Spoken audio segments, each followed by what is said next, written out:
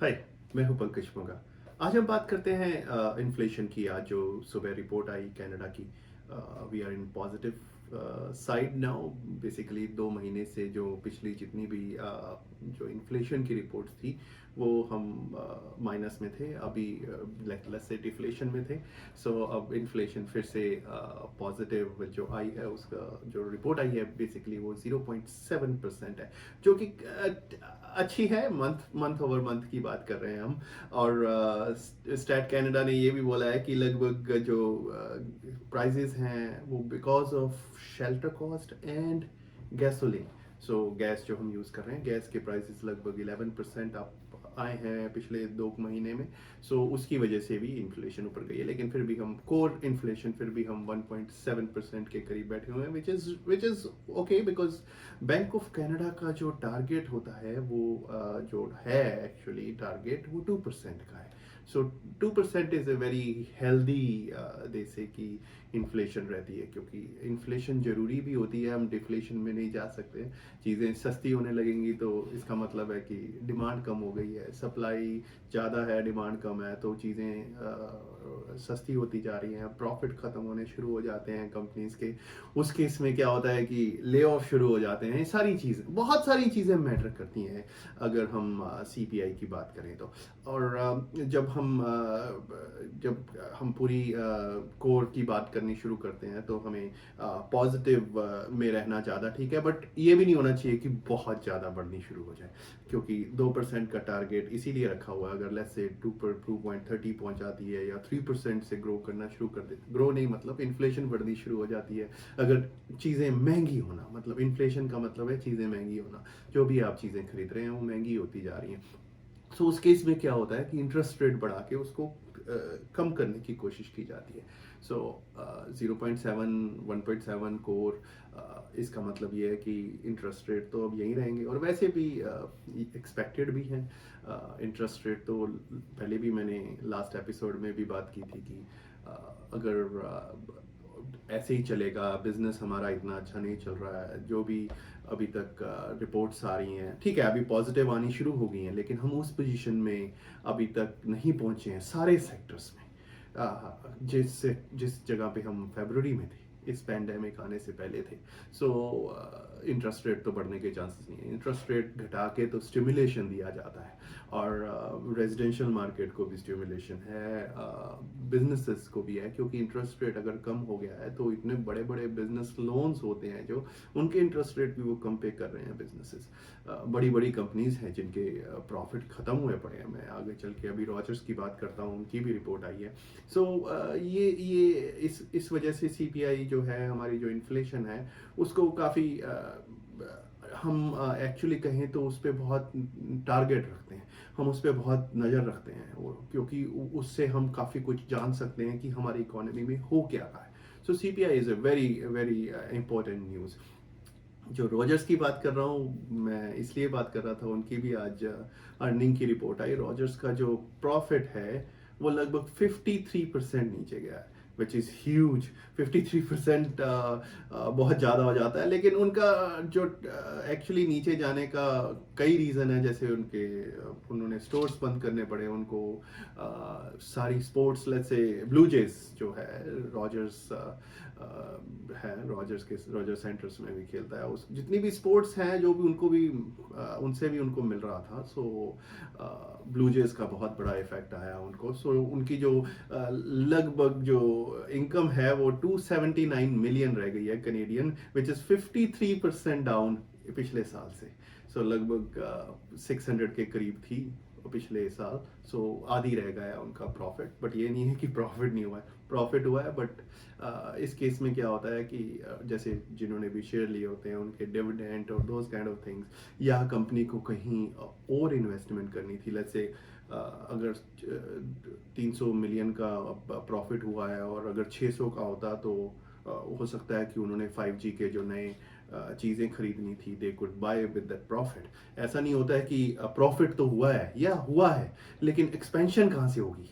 अगर नई नई चीज़ें जो आ रही हैं, जो आपको अगर और ज़्यादा स्पीड चाहिए इंटरनेट की, या आपके पास और कई चीज़ें आप खरीदना चाहते हैं और उनको वो चीज़ें खरीदनी है, तो प्रॉफिट से ही खरीदेंगे ना। अपने जो है या तो लोन लेंगे या प्रॉफिट से। सो अगर प्रॉफिट कम हुआ है तो आगे की बिजनेस इन्वेस्टमेंट जो होती हैं, हर कंपनी जो आने वाले 4-5 साल में करना चाहती है, वो एक उस टारगेट से करती है कि अच्छा मेरे को 500 मिलियन का प्रॉफिट आने वाला है, जिसमें से मैं 300 मिलियन ये नई चीज़ पे लगा सकता हूँ, नए इक्विपमेंट खरीद सकता हूँ, नए एक्सपेंशंस कर सकता हूँ। वो एक्सपेंशन से क्या होता है, जॉब्स क्रिएट होती हैं। अगर कई चीज़ें नहीं लाएगा अगर रॉजर्स, तो उससे जॉब्स क्रिएट होंगी ना, क्योंकि उसको और लोग चाहिए काम करने के लिए। जो पुराने हैं वो तो है ही हैं, वो तो पुराना काम कर ही रहे हैं, नई चीज़ के लिए नए नए लोग चाहिए। सो प्रॉफिट कम होना एक प्रॉब्लमैटिक चीज़ है बड़ी कंपनीज के लिए। सो बिजनेस इन्वेस्टमेंट नहीं हो पाती उसकी वजह से। मैं एक बार वापस सीपीआई पे ही जाना चाहता हूँ, क्योंकि रॉजर्स का टॉपिक आ गया था, कंपनीज का कैसे क्या इफेक्ट आता है, तो मैं उस पर आ गया था। लेकिन सीपीआई पे वापस चलते हैं। CPI is like inflation. मैं चलो इन्फ्लेशन की बात करते हैं। सो इन्फ्लेशन में कैलकुलेट क्या होता है, मैं थोड़ा सा ये भी एक्सप्लेन करना चाहता था।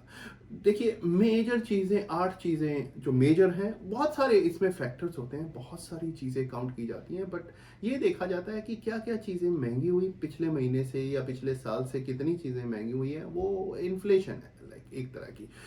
कैलकुलेट क्या क्या होता है, आपकी हाउसिंग कॉस्ट, जो आपकी घर पे जो भी खर्चे हो रहे हैं उसकी कॉस्ट, लाइक मतलब मेंटेन करने के लिए हाउस को आप प्रॉपर्टी टैक्स दे रहे हो, आपको ग्रास लगवानी है, आपको छत चेंज करनी है, आपको विंडोज चेंज करनी है। सो ये खर्चा हो रहा है, आपकी जो घर है उसके ऊपर जो खर्चा हो रहा है। दूसरी चीज़ होती है आपके क्लोथिंग, जो आप कपड़े वपड़े खरीदते हैं वो कितने महंगे हुए हैं, ये भी कैलकुलेशन में आ जाता है। ट्रांसपोर्टेशन बहुत बड़ा पार्ट होता है, वो भी कैलकुलेशन में आता है। एजुकेशन एंड कम्युनिकेशन जो भी है आपका, मैं अभी रॉजर्स की बात कर रहा था, बेल की बात करेंगे।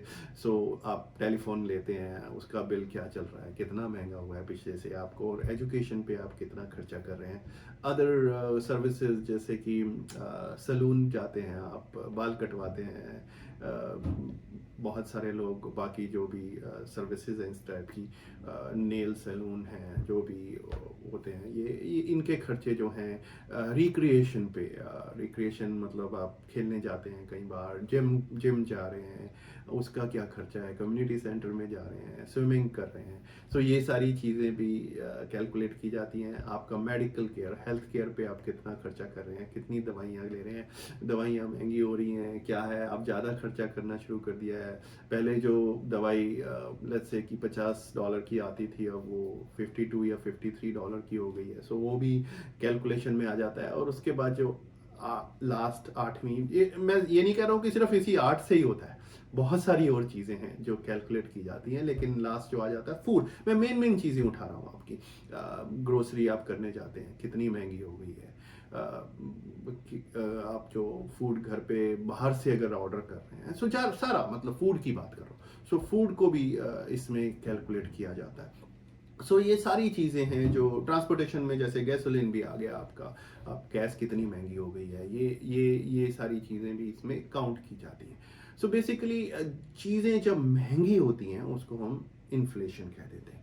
सो हमारी जो इन्फ्लेशन है वो जो चल रही है, एवरेज जो चल रही है 1.7% के करीब चल रही है, और पिछले कई सालों से हम 2% के करीब ही रह रहे हैं, जो कि हमारे बैंक ऑफ कनाडा का टारगेट भी है। भाई उससे ऊपर नहीं जानी चाहिए, इस रेंज में रहेगी तो वी आर फाइन।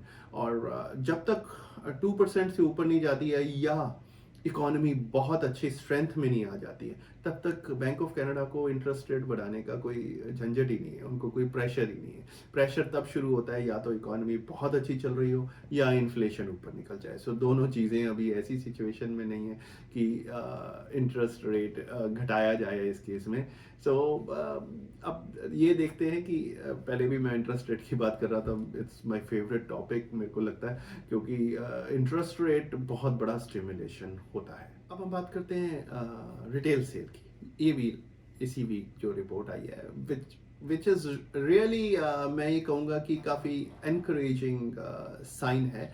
धीरे धीरे हमारी इकोनॉमी खुल रही है, जैसे कई जगह पे तो स्टेज 3 चल ही रही थी, बाकी प्रोविंसेस में, हमारे प्रोविंस में भी अब स्टेज 3 काफ़ी जगह पे हो गई है। यस, अभी तक टोरंटो पील रीजन या विंसर और एसेक्स जो एरिया है वो अभी तक उस कैटेगरी में नहीं आया है, लेकिन बाकी जगहें जो हैं स्टेज 3 के करीब आ गई हैं, जो अभी कुछ दिनों में खुलने वाली हैं या पहले कुछ खुल चुकी हैं। सो हो क्या रहा है, पूरी कंट्री में जो रिटेल सेल्स है वो रीबाउंड हुई है, और रीबाउंड वो 19% हुई है, जो मई की जो रिपोर्ट आ रही है।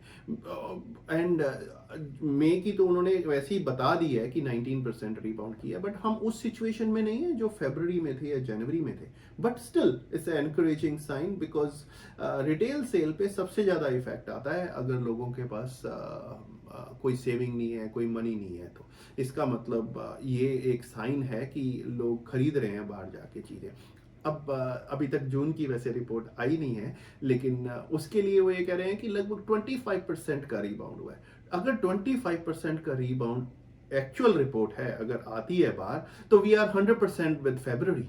जो हम फेब्रवरी में कर रहे थे उतनी रिटेल सेल पहुंच गई है वापस। सो अभी तक तो पूरी तरह ओपन भी नहीं हुआ है, लोग अभी बहुत सारे लोग तो घर पे बैठे हैं, अभी काम पे जाना भी नहीं शुरू किए, फिर भी रिटेल सेल इतनी बढ़ जाना और फेब्रवरी के इक्वल पहुंच जाना, अगर वो रिपोर्ट सही है जो कि सुनने में आ रहा है, तो हमने रीबाउंड कर लिया रिटेल सेल में।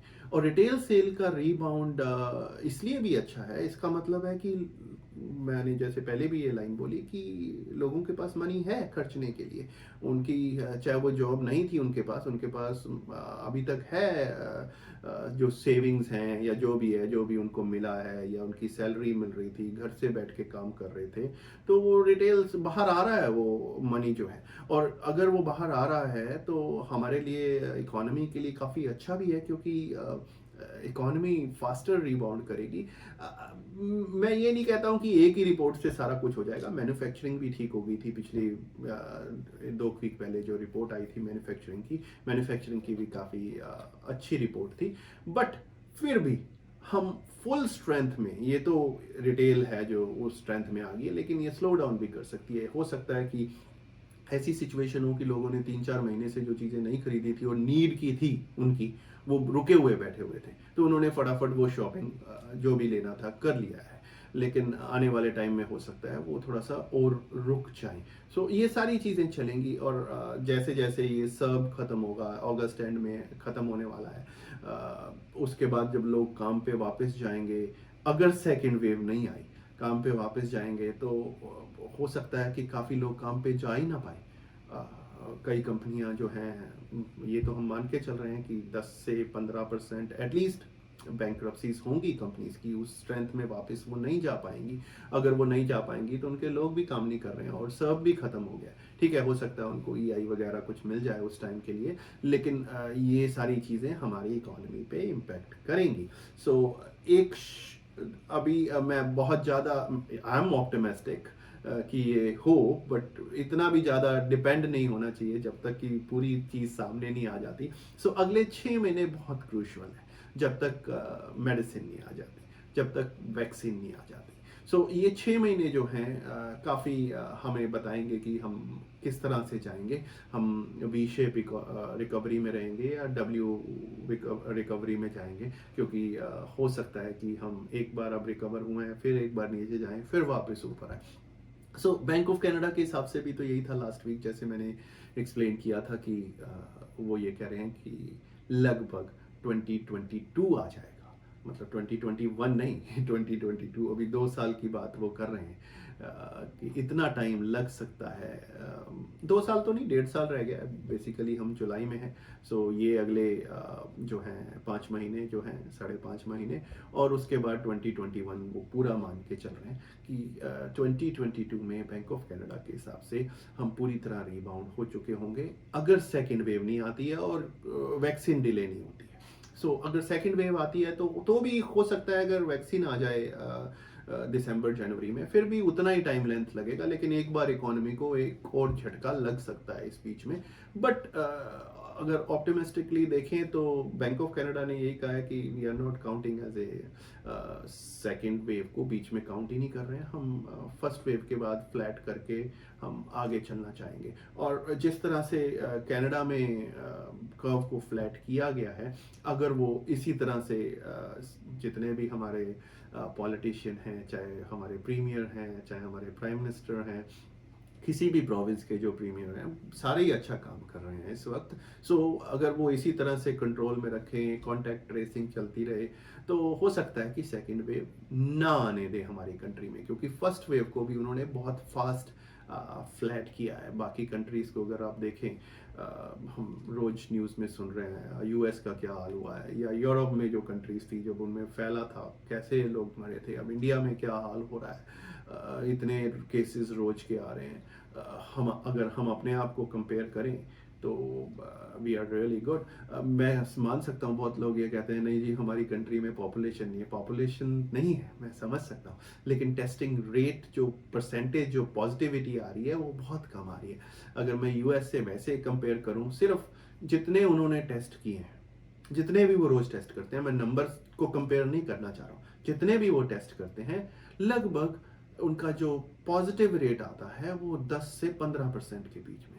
मतलब 100 लोगों को अगर वो टेस्ट कर रहे हैं तो लगभग 10 से 15 लोग बीच में, किसी स्टेट में कुछ है किसी में, लेकिन एवरेज आउट कर दिया जाए तो 15 लोग तो उसमें से पॉजिटिव निकलते ही निकलते हैं। मैं ओंटारियो की अगर बात करूं, सिर्फ क्योंकि ओंटारियो में अभी भी ज़्यादा आ रहे हैं, बाकी जगह पे तो उतने हैं नहीं, और क्यूबेक में भी इतने आ रहे हैं। अगर हम क्यूबेक, ओंटारियो या हमारी कंट्री की बात करें तो हमारी जो पॉजिटिव जो रेशियो है वो 0.3 है, 0.3 और 0.4 के बीच में।